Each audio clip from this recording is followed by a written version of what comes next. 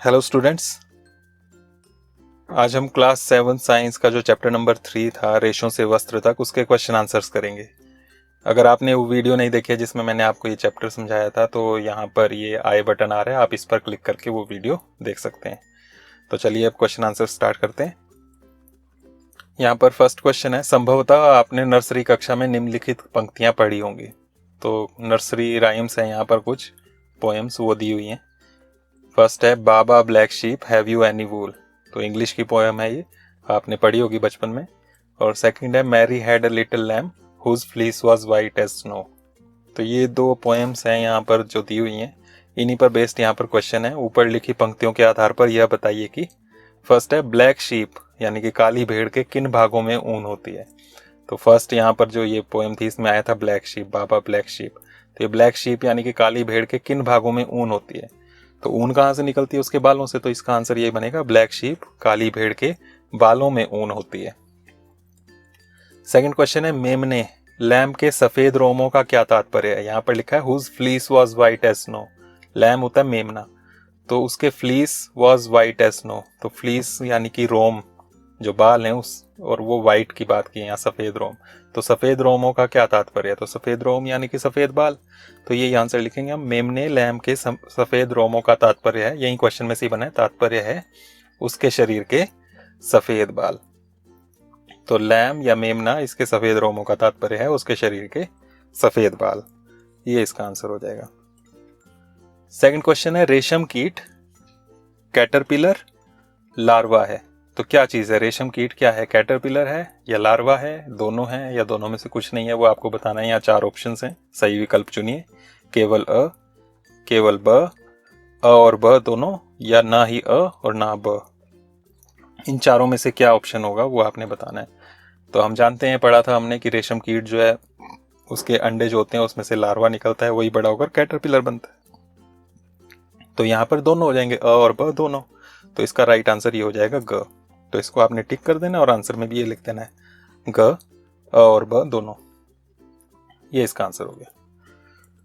Next है question number 3, निम्नलिखित में से किससे ऊन प्राप्त नहीं होती। तो यहाँ 4 ऑप्शन है, फिर से किससे ऊन नहीं मिलती है वो बताना है। याक, ऊंट, बकरी, घने बालों वाला कुत्ता। इन चारों में से किससे हमें ऊन नहीं मिलती है? तो आप जानते हैं याक, ऊंट, बकरी, इनसे ऊन मिलती है। ये घने बालों वाला जो कुत्ता है इसके बालों से हमें ऊन नहीं मिलती। तो इसको आप टिक करेंगे और यही आंसर लिख देंगे, घने घने बालों वाला कुत्ता। उसके बाद नेक्स्ट क्वेश्चन है नंबर 4, निम्नलिखित शब्दों का क्या अर्थ है। यहाँ कुछ शब्द दिए हैं, इनका अर्थ बताना है। पालन, ऊन कटाई, रेशम कीट पालन। तो चारों का आंसर करना है, तो बारी बारी से हम करते हैं। फर्स्ट ये है पालन, तो फर्स्ट का आंसर विभिन्न पालतू पशुओं जैसे भेड़, बकरी, ऊंट, याक, गाय, भैंस आदि को ऊन, दूध आदि के लिए पालना पालन कहलाता है। तो पालन का मतलब है जानवरों को पालना। तो पालतू पशुओं को जो हम पालते हैं किस लिए? ऊन के लिए, दूध के लिए, मांस के लिए, तो इसे हम पालन कहते हैं। तो ये आपका आंसर बनेगा। उसके बाद सेकंड है ऊन कटाई। ऊन कटाई का क्या मतलब है? तो हम ये लिखेंगे, मशीनों द्वारा ऊन प्रदान करने वाले पशुओं के बाल काटने की प्रक्रिया को ऊन कटाई कहते हैं। तो मशीनों से हम ऊन देने वाले जो पशु होते हैं उनके बाल काटते हैं, उसे हम ऊन कटाई कहते हैं, उससे हमें ऊन मिलती है। फिर थर्ड है फिर रेशम कीट पालन। तो रेशम कीट पालन का क्या मतलब है? तो ये आंसर हो गया यहाँ, रेशम प्राप्त करने के लिए रेशम की कीटों को पालना रेशम कीट पालन कहलाता है। तो रेशम के लिए हम रेशम के कीटों को जो पालते हैं इसे हम कहते हैं रेशम कीट पालन, सेरिकल्चर भी कहते हैं इसे इंग्लिश में। तो ये इसका आंसर हो गया। उसके बाद क्वेश्चन नंबर 5 है, ऊन के संसाधन के विभिन्न चरणों के क्रम में कुछ चरण नीचे दिए गए हैं, शेष चरणों को उनके सही क्रम में लिखिए। तो ऊन कैसे मिलती है हमें भेड़ से, उस ऊन से क्या क्या स्टेप्स करके हमें वो जो है ऊन का धागा मिलता है, क्या क्या स्टेप करने पड़ते हैं, वो सारे के सारे स्टेप्स यहाँ पर जो हैं वो दिए हैं। उसमें से कुछ जो है दिए हुए हैं और कुछ ब्लैंक है, खाली है। तो ये खाली जो है उनको सही क्रम में भरना है। सबसे पहले ऊन कटाई, फिर डैश, छंटाई, डैश, फिर डैश, और उसके बाद ये लास्ट डैश दिया नहीं था बुक में, ये मैंने खुद लगाया क्योंकि ये टोटल 1 2 3 4 5 6 स्टेप होते हैं। बुक में 5 ही दिए थे तो छठा भी यहाँ पर कर लेते हैं ताकि पेपर में आए तो आपको अच्छे से याद रहे। तो सबसे पहला स्टेप होता है ऊन कटाई, भेड़ की ऊन काटी जाती है। उसके बाद क्या करते हैं उसको, तो उसको अच्छे से धोते हैं। तो उसे हम कहते हैं अभिमार्जन। उसके बाद छंटाई होती है, मोटी रुई और पतली बारीक रुई उसको अलग कर लेते हैं। उसके बाद बर की छंटाई होती है, उसमें बूर जो इससे पैदा होती है उन रोओं को अलग करते हैं। उसके बाद नेक्स्ट स्टेप आता है रंगाई, कलर करते हैं उसको। उसके बाद नेक्स्ट आता है रीलिंग, उसको रोल करके रीलिंग की जाती है। तो ये स्टेप्स हैं यहाँ पर, इस तरह से आपने इसका आंसर देना है। क्वेश्चन नंबर 6 है, रेशम कीट के जीवन चक्र की उन 2 अवस्थाओं के चित्र बनाइए जो प्रत्यक्ष रूप से रेशम के उत्पादन से संबंधित हैं। तो रेशम के कीट का जीवन चक्र जो है उसके चित्र आपको दिए हुए हैं बुक में, उसमें से वो 2 चित्र बनाने हैं, उसके जीवन की वो 2 अवस्थाएं जो प्रत्यक्ष रूप से रेशम के उत्पादन से संबंधित हैं, जो डायरेक्टली जिनसे रेशम मिलता है। तो इसका आंसर ये हो जाएगा। इसके जीवन की 2 अवस्थाएं ये हो गई, एक कोकून और दूसरा ये कोकून के अंदर जो कीट बन रहा होता है वो। तो ये 2 अवस्थाएं जो हैं, यहाँ पर रेशम निकलता है। ये जो कोकून के बाहर जो रेशे रेशे नजर आ रहे हैं, यही रेशम होता है, इसी से रेशम मिलता है। तो ये 2 अवस्थाओं का आपने चित्र बनाना है। क्वेश्चन नंबर 7 है, निम्नलिखित में से कौन से 2 शब्द रेशम उत्पादन से संबंधित हैं। तो नीचे यहाँ शब्द दिए हुए हैं, इनमें से कौन से 2 शब्द रेशम के उत्पादन से संबंधित है। रेशम कीट पालना, पुष्प कृषि, शहतूत कृषि, मधुमक्खी पालन या वनवर्धन। तो रेशम के उत्पादन से तो वहां पर हम करते हैं रेशम के कीड़ों को पालते हैं, और शहतूत की कृषि होती है क्योंकि शहतूत के पत्ते ही खाते हैं, वो शहतूत के पत्तों पर ही अंडे देते हैं। तो ये 2 होंगे यहाँ पर। पुष्प कृषि, फूलों की खेती, ये नहीं होगा। मधुमक्खी यानी कि मधुमक्खी का पालन, वो नहीं आएगा। वनवर्धन, जंगल में पेड़ लगाना, वो भी नहीं आएगा। तो इसके आंसर ये हो जाएंगे, रेशम कीट पालन तथा शहतूत कृषि। क्वेश्चन नंबर 8 है, कॉलम ए में दिए शब्दों को कॉलम बी में दिए वाक्यों से मिलाइए। तो यहाँ पर मिलान करना है। कॉलम ए जो है उसमें ये दिए हुए हैं, क अभिमार्जन, शहतूत की पत्तियां, याक और कोकून।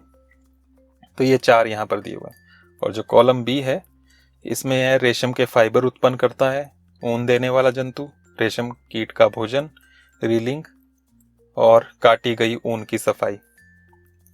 तो इन चारों को आपने इन 5 में से किसी से मिलाना है। तो सबसे पहला अभिमार्जन, आपने पढ़ा था कि वॉशिंग होती है, इसमें धोते हैं हम, सफाई करते हैं ऊन की। तो यहाँ पर ये दिया हुआ है 5वें में, इसके साथ इसको मिलान कर लेंगे। उसके बाद शहतूत की पत्तियां, शहतूत की पत्तियां जो है वो रेशम कीट खाता है उसको, तो रेशम कीट का भोजन, यहाँ पर आप इसको मिला लेंगे। याक जो है ये ऊन देने वाला जंतु है, इसको नंबर 2 से मिला लेंगे। और कोकून जो है इससे रेशम मिलता है, तो यह है रेशम के फाइबर उत्पन्न करता है, तो नंबर 1 से इसको इस तरह से मिला लेंगे। इसमें बीच में रीलिंग रह गया क्योंकि इसके लिए कोई यहाँ पर शब्द नहीं था, तो इसको यहीं छोड़ देंगे। तो इस तरह से आंसर बनेगा। उसके बाद लास्ट क्वेश्चन है नंबर 9, इस पाठ पर आधारित एक वर्ग पहेली दी गई है। रिक्त स्थानों को उन अक्षरों से भरने के लिए संकेतों का उपयोग कीजिए जो अक्षर को पूरा करते हैं। तो अक्षर यहाँ पर भरने हैं, पहेली दी हुई है इस तरह की ये, और संकेत दिए हुए हैं, और यहाँ बॉक्स जो है इनमें अक्षर आपने भरने हैं अलग अलग जगह, अलग अलग नंबर हैं उसके हिसाब से। तो यहाँ पर पहली हिंट जो है वो ये है, ये नंबर 2 में भरना है, कार्तित ऊन को अच्छी तरह से धोने का प्रक्रम। नंबर 2 कहाँ लिखा है वो आप देख सकते हैं, और उसी में भरना है आपने, तो ये आ गया। ऊपर लिखा है सीधे, यानी कि बाएं से दाएं, लेफ्ट से राइट की तरफ, आगे की तरफ, इस तरह से भरना है। तो यहाँ ये जो कलर्ड लाइन नजर आ रही है इसमें आपने ये भरने अक्षर। तो जो ऊन काटी उसको धोने का जो प्रक्रम होता है, अभी हमने बात की, उसको अभिमार्जन कहते हैं, तो वही आ जाएगा यहाँ पर। अलग अलग शब्द अक्षर जो है वो अलग अलग बॉक्स में रखने, अभिमार्जन, ज के ऊपर अभिमार्जन, तो इस तरह से यहाँ पर ये आ जाएगा। उसके बाद नेक्स्ट है, एक प्रकार का जानतव रेशा, जंतु से जो रेशे मिलते हैं वो लिखना है नंबर 3 में, यहाँ पर आगे की तरफ ही। 3 अक्षरों का है, जंतुओं से जो रेशे मिलते हैं वो 2 हमने पढ़े, ऊन और रेशम। तो 3 अक्षर का है तो कौन सा आएगा यहाँ पर, आप जानते हैं, रेशम, रे श और म, रेशम। उसके बाद नंबर 6 है यहाँ पर, लंबी धागे जैसी संरचना जिसे बुनकर वस्त्र बनाते हैं। तो नंबर 6 में डालना है यहाँ ये नीचे। तो लंबी धागे जैसी संरचना जिसे बुनकर वस्त्र बनता है, तो किस चीज को बुनकर वस्त्र बनता है, वो धागे जो होते हैं बारीक बारीक, उन्हें हम तंतु कहते हैं वैसे, या रेशे कहते हैं, लेकिन यहाँ पर 4 अक्षर हैं तो यहाँ इंग्लिश का वर्ड आएगा फाइबर, पीछे भी आया था, तो वो फाइबर डालना है यहाँ, फाइबर और र, फाइबर। उसके बाद ऊपर से नीचे करना है, अब हमने ऊपर से नीचे की तरफ बढ़ना है अब बॉक्स। तो उसमें यहाँ पर फर्स्ट है, इससे बुने वस्त्र शरीर को गर्म रखते हैं। तो किस चीज़ से बुने हुए वस्त्र शरीर को गर्म रखते हैं, ये नंबर 1 में पढ़ना है यहाँ पर। इसमें न तो आ ही गया है, तो क्या चीज़ आएगी, तो ऊन आएगा, तो ऊ यहाँ पर आपने लिख लेना है। उसके बाद नंबर 4 पे है, इसकी पत्तियों को रेशम के कीट खाते हैं। तो किसकी पत्तियों को खाते हैं, यहाँ पर आपने ये भरना है। तो शहतूत की पत्तियों को, श यहाँ पर बना हुआ ही है, ह तू और त, शहतूत। उसके बाद नंबर 5 है, रेशम कीट के अंडे से निकलते हैं। तो रेशम कीट के अंडे से क्या निकलता है, नंबर 5 में यहाँ भरना है ये। तो उससे जो निकलते हैं उसे हम कैटरपिलर कहते हैं। तो वो यहाँ पर हम डाल देंगे, कैटर पी ल और र लिखा हुआ है, तो ये कैटरपिलर बन गया। तो इस तरह से ये वर्क पहेली जो है ये आपने कंप्लीट करनी है। तो यही लास्ट क्वेश्चन था यहाँ पर। Thank you. अगर आपको ये समझ में आ गए हो तो इनको फेयर नोटबुक में नोट कर लें और लाइक, शेयर और सब्सक्राइब भी ज़रूर करें। और इसके बाद हम नेक्स्ट वीडियो में नेक्स्ट चैप्टर की बात करेंगे।